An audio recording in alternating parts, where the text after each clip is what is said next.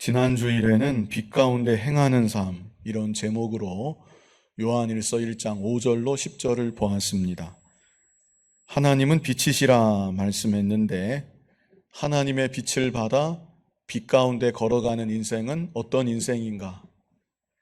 첫 번째는 죄를 자복하고 회개하는 인생이라고 했습니다. 하나님의 거룩한 빛이 자기 자신을 비추게 될 때 자신의 죄가 발견이 되고 미처 몰랐었던 죄악까지 다 드러나게 되고, 그래서 하나님 앞에 죄를 자복하고 회개하는 것, 그것이야말로 내가 지금 빛 가운데 있다는 중요한 증거입니다. 두 번째는 타인에 대하여서 관용하는 인생이라고 했습니다. 하나님의 빛 가운데 나의 더럽고 추악한 죄악들이 다 드러나는 것을 경험하게 될 때 나의 죄 문제가 너무나 시급하고 중대해서 타인에 대해서는 관용할 수밖에 없는 것입니다. 다시 말해 타인에 대해 무작정 손가락질하며 비난하기에는 내 스스로가 너무나 민망하고 하나님 앞에 죄스러워서 그렇게 할 수가 없다는 것입니다. 이제 이어지는 오늘 본문은 지난주일 말씀에서 좀 더 깊이 들어가는 말씀입니다. 지난주일 말씀만 들으면 이런 의문이 생길 수 있습니다. 어떤 의문인가? 자기의 죄를 자복하고 회개만 하면 빛 가운데 걸어가는 인생이라고 했는데, 그렇다면 무슨 죄를 짓든지, 게다가 그 죄를 반복해서 습관적으로 지어도 나는 회개했습니다, 이 말 한마디만 하면 그 사람은 빛 가운데 걸어가고 있는 사람인가? 만약 그렇다면 아무 거리낌 없이 계속해서 죄를 지어도 나는 하나님께 회개하니 빛 가운데 있는 사람입니다, 이렇게 말할 수도 있는 것 아닌가? 그런데 오늘 본문 1절 상반절을 보면 어떤 말씀이 있습니까? 나의 자녀들아, 내가 이것을 너희에게 쓰면 너희로 죄를 범하지 않게 하려 함이라, 이 말씀이 있습니다. 지난주 본문에 바로 이어서 너희로 죄를 범하지 않게 하려 함이라, 이렇게 말씀하고 있는 것입니다. 이 시간 이 구절에 대해 우리가 먼저 생각해 보고자 합니다. 너희로 죄를 범하지 않게 하려 함이라, 이 구절은 요한일서 전체의 기록 목적이기도 하고, 좀 더 좁게 보면 바로 앞에서 언급했던 우리가 우리의 죄를 자백하면 하나님께서 우리의 죄를 다 용서해 주신다는 그 말씀과 연결이 되는 구절이기도 합니다. 요한일서 1장 9절 우리 같이 한번 읽어보겠습니다. 같이 읽겠습니다. 만일 우리가 우리 죄를 자백하면 그는 미쁘시고 의로우사 우리 죄를 사하시며 우리를 모든 불의에서 깨끗하게 하실 것이요, 우리가 우리의 죄를 자백하면 하나님께서 우리의 죄를 용서해 주신다고 이렇게 분명히 말씀하고 있습니다. 그렇다면 하나님께서 그렇게 우리의 죄를 용서해 주시는 목적이 무엇인가? 그 목적은 너희로 죄를 범하지 않게 하려 함이라, 이렇게 오늘 본문 1절로 연결이 되는 것입니다. 사실 이것은 조금만 생각하면 너무나 당연한 얘기입니다.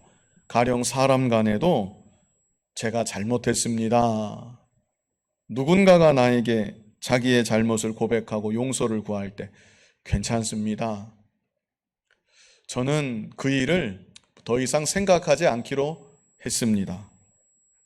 대신 똑같은 잘못을 또다시 반복하지 않았으면 좋겠습니다. 이 말을 보통은 안 하지요. 네. 그 말을 보통은 안 하지만, 굳이 그 말을 덧붙이지는 않지만 똑같은 잘못을 반복해서는 안 된다는 것을 용서하는 자나 용서받는 자나 다 같이 당연히 하고 있는 것입니다. 하나님과 우리의 관계도 마찬가지입니다.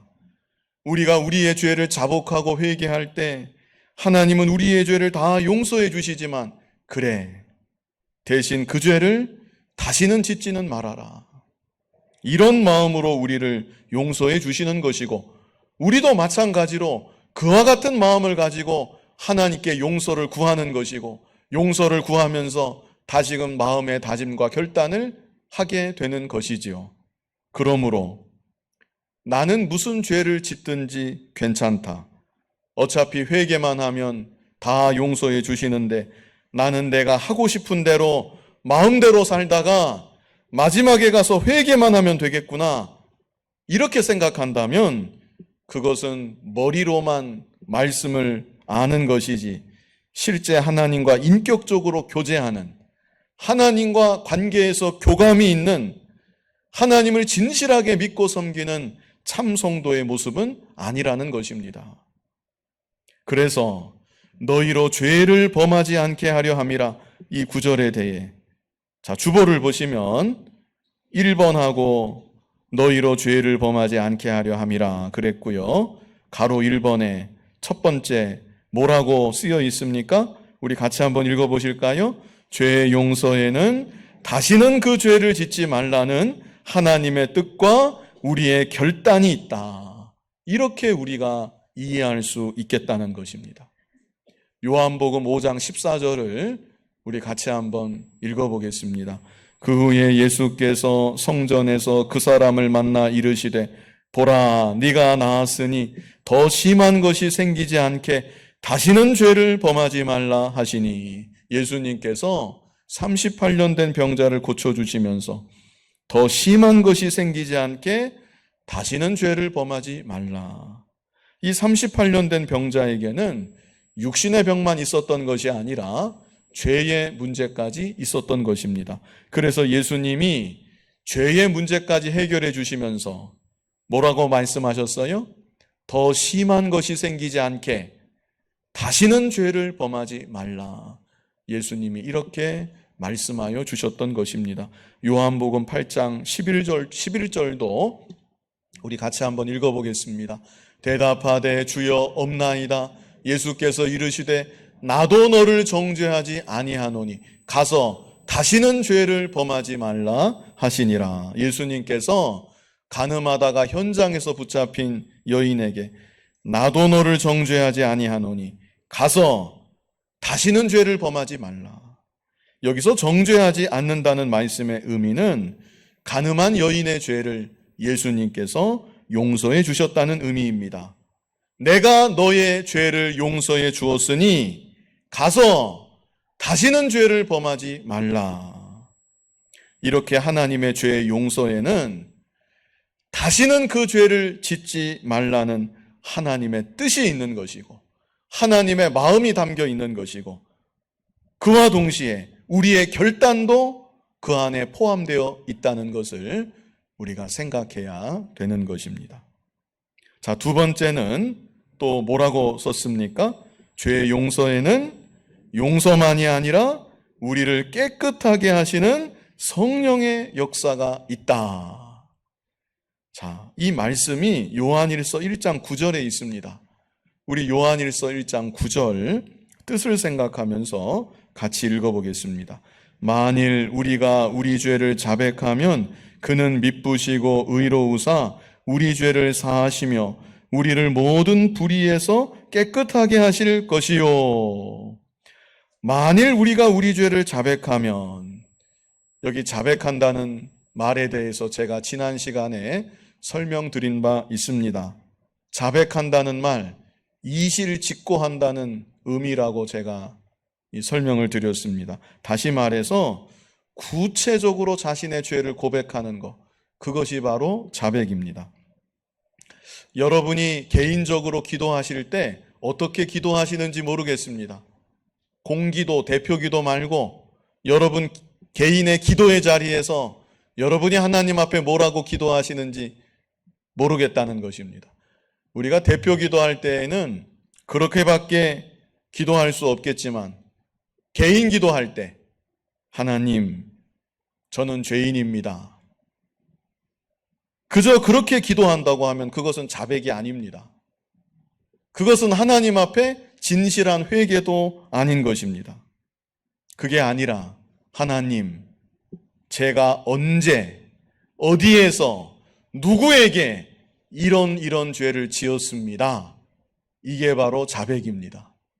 구체적으로 내가 무슨 죄를 지었는지 하나님께 고하면서 용서를 구하는 것, 그것이 바로 자백이라는 것입니다. 우리가 이렇게 우리의 죄를 자백하면 하나님은 우리의 죄를 사하여 주신다고 말씀하고 있습니다. 그런데 사하여 주시는 것만이 아니라 9절 끝에 보면 또 어떤 구절이 따라 나옵니까? 우리를 모든 불의에서 어떻게 해요? 깨끗하게 하실 것이요. 죄만 용서해 주시고 그것으로 끝이 아니라 깨끗하게 하여 주신다는 것입니다. 밖에 나가서 옷과 몸을 다 더럽게 하고 아이가 돌아왔는데 엄마가 그 아이를 용서만 해주는 것이 아니라 용서해주고 또 어떻게 해주지요? 그 아이를 깨끗하게 씻겨줍니다. 마찬가지로 하나님 아버지께서는 자신의 죄를 자백하고 진실로 회개하며 하나님께로 돌아오는 우리들을, 그런 우리들을 용서해 주시기만 하는 것이 아니라 죄로 인해 더러워진 우리의 마음까지도 깨끗하게 씻어주신다는 것입니다. 그러므로 죄를 회개함으로 용서를 받으면 용서만 받고 끝나는 것이 아니라 나를 깨끗하게 씻어주시는 성령의 역사로 말미암아 점점 더 거룩한 사람으로 변화가 되는 것이고 점점 더 하나님께 순종하는 사람으로 나아가게 되는 것입니다. 하나님께서 다 용서해 주시니 나는 죄를 거리낌 없이 지으면서 살아가야 되겠다. 이것은 이론적으로 하는 얘기입니다. 이론적으로만, 머리로만 하는 얘기이지 실제 신앙의 세계에서는 그런 일이 결코 일어날래야 일어날 수 없는 것입니다. 죄를 회개하면 회개할수록 하나님께 용서의 은혜만 받는 것이 아니라 용서의 은혜를 받으면 받을수록 점점 더 거룩한 사람으로 변화되게 되는 것입니다. 처음에는 유혹을 이기지 못해서 똑같은 죄를 또 짓고 또 짓고 반복적으로 지었다 할지라도 그 죄에 대해서 회개하고 또 회개하고 계속해서 회개하면 점점 더 그 죄를 이기는 사람으로 자라나게 되는 것입니다. 혹 더딜지라도 반드시 그런 방향으로 하나님께서 우리를 이끌어 가시고 우리 안에 거하시는 성령께서 그렇게 되도록 친히 역사하여 주시는 것입니다. 혈기 부리는 사람이 20년 전이나 지금이나 똑같이 혈기를 부린다. 사랑하지 못하는 사람이 20년 전이나 지금이나 똑같이 사랑하지 못한다. 그렇다면 그것은 자기 죄를 자백하지 않는다는 것입니다. 자기 죄를 제대로 자백하지 않는다는 뜻이고 진정으로 하나님 앞에 자기의 죄를 고하면서 회개하지 않기 때문에 그런 현상이 나타나는 것입니다. 정말로 하나님 앞에 나의 죄를 이실직고 하고 하나님 앞에 진실한 마음으로 나의 죄를 회개한다고 하면 하나님께서 우리의 죄를 용서해 주실 뿐 아니라 우리의 마음을 깨끗하게 씻어주시고 또 씻어주시고 그래서 점점 더 우리의 마음이 변화가 되고 거룩한 하나님의 사람으로 만들어지고 자라날 수밖에 없게 되는 것입니다. 고린도전서 1장 8절 우리 같이 한번 읽어보겠습니다. 주께서 너희를 우리 주 예수 그리스도의 날에 책망할 것이 없는 자로 끝까지 견고하게 하시리라. 우리가 다 부족하고 연약합니다. 그런데 그런 우리를 우리 주 예수 그리스도의 날에 책망할 것이 없는 자로 끝까지 견고하게 만들어 나아가고 계시다는 것입니다. 빌립보서 1장 6절도 같이 한번 읽어보겠습니다. 너희 안에 착한 일을 시작하신 이가 그리스도 예수의 날까지 이루실 줄을 우리는 확신하노라. 아멘.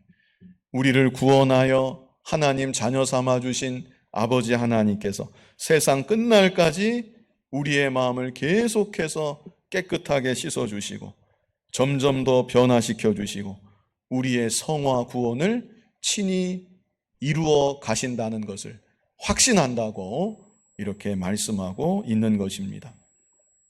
이어서 세 번째는 죄 용서는 우리에게 계속 전진하게 하는 강력한 동기부여를 줍니다.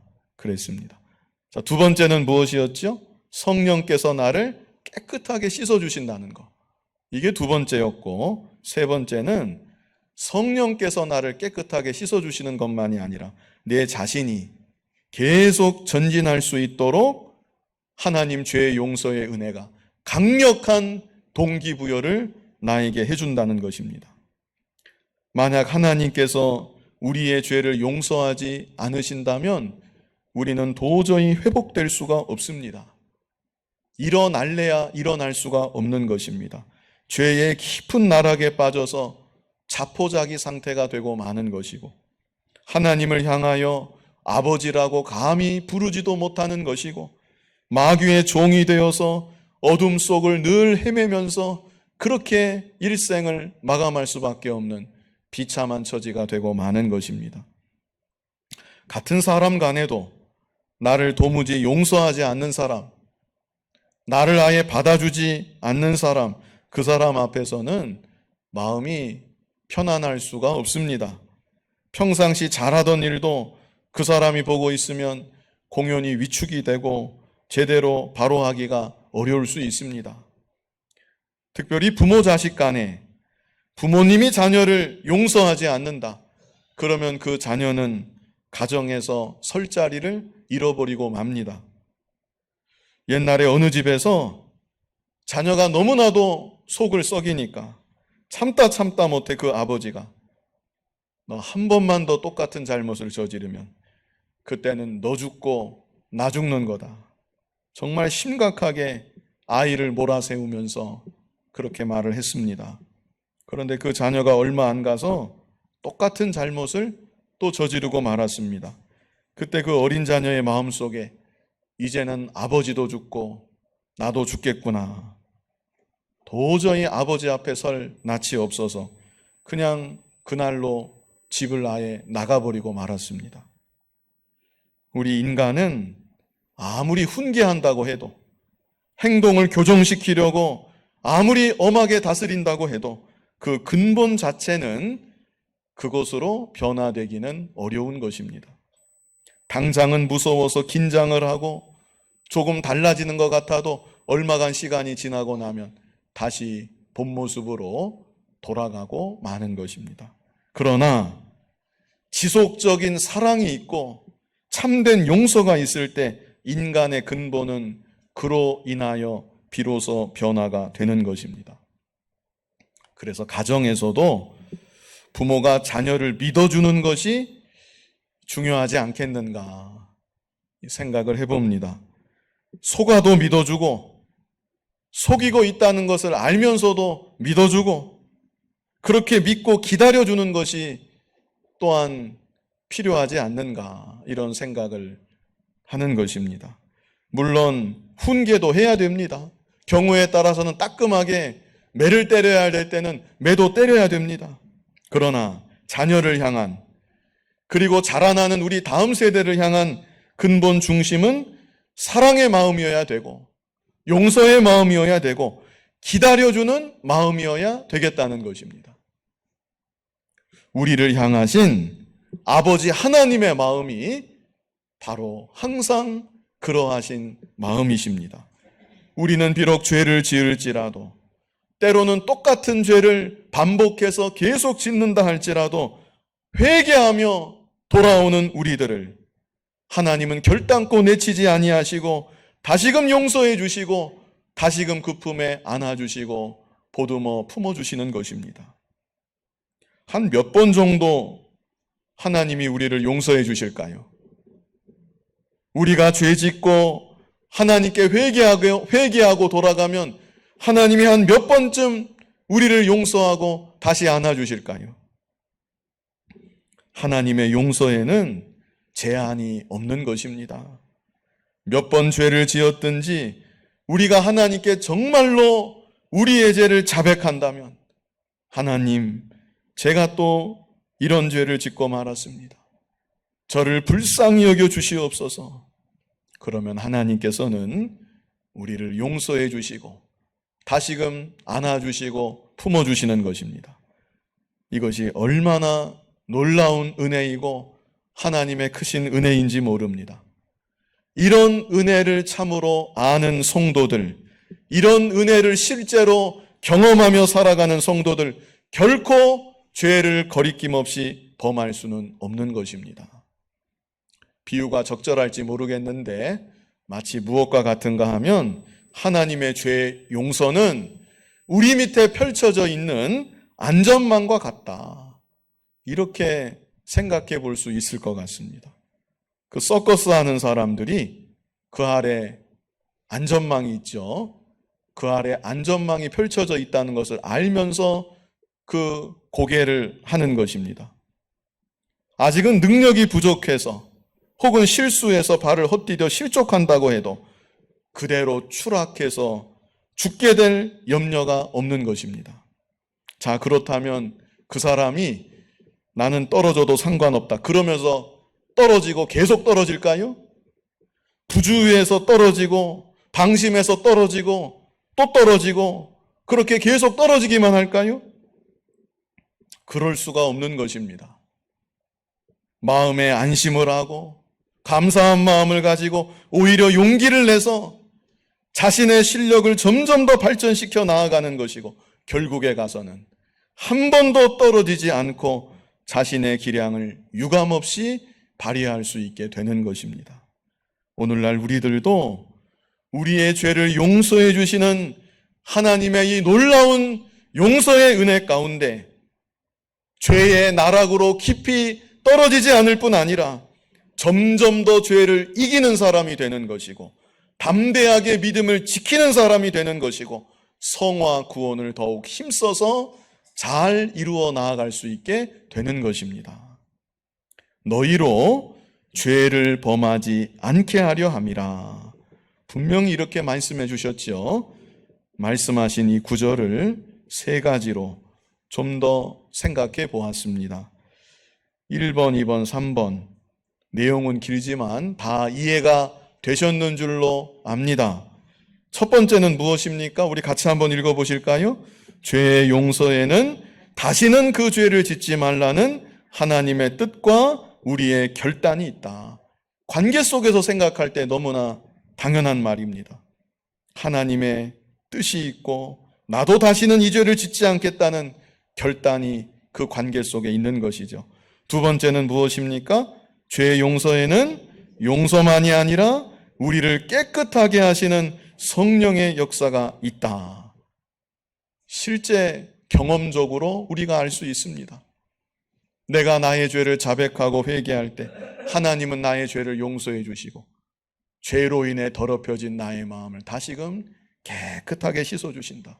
그렇기 때문에 죄를 회개하면 회개할수록 하나님께 용서의 은혜를 받으면 받을수록 우리는 점점 더 거룩한 사람으로 변화될 수밖에 없다는 것입니다. 세 번째는 무엇입니까? 죄의 용서는 우리에게 계속 전진하게 하는 강력한 동기부여를 준다. 떨어지게 만드는 것이 아니라 하나님 죄의 용서의 은혜로 인해서 안심하고 담대하고 점점 더 성화 구원을 잘 이루어 나아갈 수 있도록 우리를 이끌어 준다는 것입니다. 그러므로 우리들이 자녀된 우리들로 하여금 죄를 더 이상 범하지 않게 하시려는 하나님 아버지 마음을 바로 알고 하나님께서 베풀어 주시는 용서의 은혜 가운데 점점 더 죄를 이기는 사람으로 하나님께 점점 더 순종하는 사람으로 거룩한 믿음의 사람으로 더욱 만들어져 나아가야 되겠습니다. 이제 다음으로 볼 것은 우리의 대언자이신 예수 그리스도입니다. 우리의 대언자이신 예수 그리스도. 하나님께서는 우리의 죄를 용서해 주십니다. 용서의 은혜를 통해서 우리로 하여금 점점 더 죄를 이기는 삶을 살아가도록 인도해 주십니다. 그런데 하나님께서 우리에게 그런 은혜를 베풀어 주시는 것은 우리의 대언자이신 예수 그리스도가 계시기 때문임을 우리에게 말씀하여 주시는 것입니다. 자, 본문 1절을 다시 보면요. 나의 자녀들아, 내가 이것을 너희에게 쓰면 너희로 죄를 범하지 않게 하려 함이라. 이렇게 말씀하셨죠. 그런데 바로 이어서 또 어떤 말씀이 있습니까? 만일 누가 죄를 범하여도. 하나님은 하나님의 자녀된 우리들이 더 이상 죄를 범치 않기를 간절히 바라시지만, 그럼에도 죄를 지을 수밖에 없는 우리의 연약한 모습을 하나님은 또한 알고 계십니다. 그래서 만일 누가 죄를 범하여도, 죄를 범하지 않으려고 소원하며 결단하며 나아가다가도 만일 또 죄를 범하게 된다면, 그 다음 구절 중요한데요. 그 다음 구절에 뭐라고 말씀합니까? 아버지 앞에서 우리에게 대언자가 있으니 곧 의로우신 예수 그리스도시라. 자, 이 구절은 법정에서의 상황을 연상케 하는 구절입니다. 우리가 하나님 법정 앞에 서게 될 때 사탄이 우리를 참소합니다. 사탄이 우리를 참소하는데 우리를 향해서 뭐라고 참소를 할까요? 저 사람은 이런 죄를 지었습니다. 심지어 저 사람 마음속에는 이렇게 더럽고 추악한 죄악의 생각까지 있었습니다. 사탄이 그렇게 우리를 참소하는 것입니다. 사탄이 우리를 너무나 잘 압니다. 그래서 우리의 마음속에 있는 죄악까지 다 드러내면서 그렇게 우리를 무섭게 참소합니다. 그래서 결론적으로는 그러므로 저 사람은 지옥에 떨어져야 마땅한 사람입니다. 그러면 우리들은 사탄의 그 정죄 앞에 틀린 말 하는 게 아니니까 내가 지은 죄를 다 들춰내는 그 화살 쏘아대듯이 쏘아대는 그 사탄의 참소 앞에 우리는 부끄러워서 고개를 들 수가 없고 아무 할 말이 없는 것입니다. 그런데 그런 처지에 있는 우리들을 위해 누가 대언해 주십니까? 예수 그리스도께서 우리를 위해 대언해 주시는 것입니다. 이게 얼마나 감사한 일입니까? 누가 내 편을 들어만 줘도 그게 참 고마운 일인데 예수 그리스도께서 나를 위해 대언해 주신다는 것입니다. 뭐라고 예수님이 대언해 주실까요? 내가 저 사람을 위해서 십자가에 못 박혀 죽었습니다. 내가 저 사람이 지은 모든 죄를 대신 지고 십자가에 못 박혀 죽어서 그 죄의 형벌을 이미 내가 다 받았습니다. 그러므로 저 사람에게는 더 이상 형벌받을 죄가 남아있지 않습니다. 그러면 하나님께서 예수님의 그 말씀을 들으시고 우리 위에 흘리신 예수 그리스도의 보혈을 보시고 우리를 향하여서 너는 의인이다 이렇게 선언하여 주시는 것입니다. 이게 얼마나 감사하고 감격적인 일인지 모릅니다. 그뿐 아니라 예수 그리스도는 우리가 이 땅을 살아가는 지금 이 순간에도 하나님 우편에서 우리를 위하여 간구하고 계십니다. 지속적으로 바로 지금 이 순간도 저와 여러분을 위해 예수님이 간구하고 계시다는 것입니다. 로마서 8장 34절 우리 같이 한번 읽어보겠습니다. 누가 정죄하리요? 죽으실 뿐 아니라 다시 살아나신 이는 그리스도 예수시니 그는 하나님 우편에 계신 자요 우리를 위하여 간구하시는 자신이라. 아멘. 히브리서 7장 25절도 우리 같이 읽어보겠습니다. 그러므로 자기를 힘입어 하나님께 나아가는 자들을 온전히 구원하실 수 있으니 이는 그가 항상 살아계셔서 그들을 위하여 간구하심이라. 아멘. 부활하신 예수 그리스도께서 지금 이 순간도 우리를 위해 간구하고 계시다는 것입니다. 그러므로 우리들이 비록 죄를 지었다 할지라도 하나님 앞에 자복하고 회개하기만 하면 예수 그리스도의 중보로 인하여서 우리 위에 피 흘려 죽어주시고 지금도 우리 위에 대언하여 주시는 예수 그리스도로 말미암아서 하나님께서 우리의 죄를 다 용서하여 주시고 다시금 우리를 안아주시고 품어주시는 것입니다. 이것은 한마디로 완전한 속죄의 은혜이다, 이렇게 말할 수 있겠습니다. 완전한 속죄의 은혜, 예수 그리스도께서 십자가에서 우리의 죄를 이미 다 담당하여 주셨다는 것입니다. 본문 2절 말씀 우리 같이 한번 읽어보겠습니다. 그는 우리 죄를 위한 화목제물이니 우리만 위할 뿐 아니요 온 세상의 죄를 위하심이라. 원래 우리는 죄로 인하여서 하나님 아버지와 원수되었던 자들이었습니다.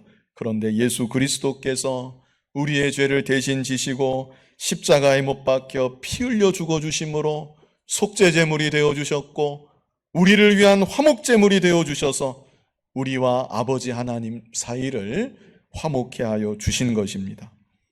오늘 본문 2절 말씀인데요, 우리에게 말씀하시는 바는 크게 두 가지입니다.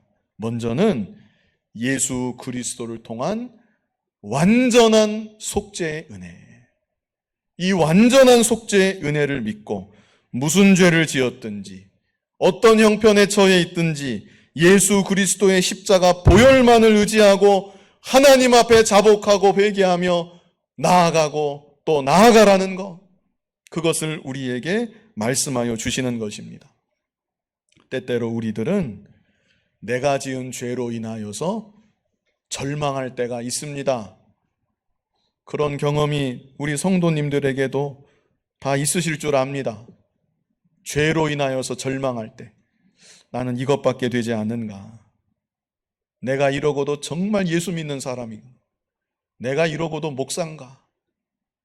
나는 도대체 왜 이거밖에 안 되고 내가 왜 도대체 그랬을까? 하나님의 자녀라고 한다면 이런 마음이 없을 수는 없는 것입니다. 정도의 차이가 있을 뿐 죄로 인해 좌절하기도 하고 죄로 인해 낙심하기도 하고 죄로 인해 땅으로 꺼지는 것 같은 마음의 고통과 불안함을 경험할 때가 우리 모두에게 다 있는 것입니다. 그러나 그럴지라도 낙심한 자리, 넘어진 자리에 계속 머물러 있지 말고 예수 그리스도께서 나를 위해 십자가에 못 박혀 피 흘려 죽어주시사 나의 죄를 다 담당하여 주셨다는 것, 그리고 지금 이 순간도 예수님이 나를 위하여 간구하고 계시다는 것, 이 사실을 믿고 다시금 자복하고 회개하며 은혜의 보좌 앞에 담대하게 나아가고 또 나아가야 된다는 것입니다. 또 한 가지 중요한 진리는 이렇게 우리에게 완전한 속죄의 은혜를 베풀어 주셨는데 이 크신 은혜가 결코 우리로 방종하게 만들지는 않는다. 결코 우리로 하여금 죄를 더 짓도록 만들 수는 없다는 것입니다. 왜 그렇습니까? 하나님 아버지께서 베풀어 주시는 그 크신 용서의 은혜 가운데는 용서의 은혜만이 아니라 우리로 하여금 다시는 죄를 범하지 않도록 하는 하나님의 계획과 하나님의 섭리가 그 용서의 은혜 가운데 다 포함되어 있기 때문에 그런 것입니다. 거기에 대해서는 우리 이미 3가지로 같이 읽어보면서 정리해 보았지요. 그러므로 여전히 연약하고 부족하여 곁길로 갈 때가 있고 줄타기 하던 사람이 발을 실족해서 떨어지는 것처럼 우리들도 역시 갑자기 곤두박질 칠 때가 있지만 그럼에도 나를 안전하게 붙드시는 예수 그리스도의 십자가 대속의 은혜, 완전하신 속죄의 은혜, 그리고 지금 이 순간도 나를 위하여 중보하시는 그 간구하심을 굳게 믿고 하나님 앞에 자복하고 회개하며 하나님 앞으로 나아가고 다시 일어나서 또 나아가고 그런 우리들이 되어야 하는 것입니다. 더 나아가서 하나님께서 베풀어 주시는 용서의 은혜 가운데 점점 더 죄를 이기고 하나님께 순종하고 그래서 거룩한 사람으로 더욱 만들어져 나아가는 우리 모두가 될 수 있기를 간절히 바랍니다. 거룩하신 아버지 하나님, 하나님 아버지께서 베풀어 주시는 죄 용서의 이 크신 은혜로 말미암아 점점 더 죄를 이기는 사람으로 만들어져 나아가는 우리들이 되게 하여 주시고 나를 위하여 화목제물이 되어 주셨고 이제도 지금 이 순간도 나를 위하여 간구하시는 예수 그리스도의 중보의 은총과 사랑을 기억하며 날마다 하나님을 바라보고 하나님께로 더욱 가까이 나아가는 우리들 모두가 되게 하여 주옵소서. 예수님 이름으로 기도하옵나이다. 아멘.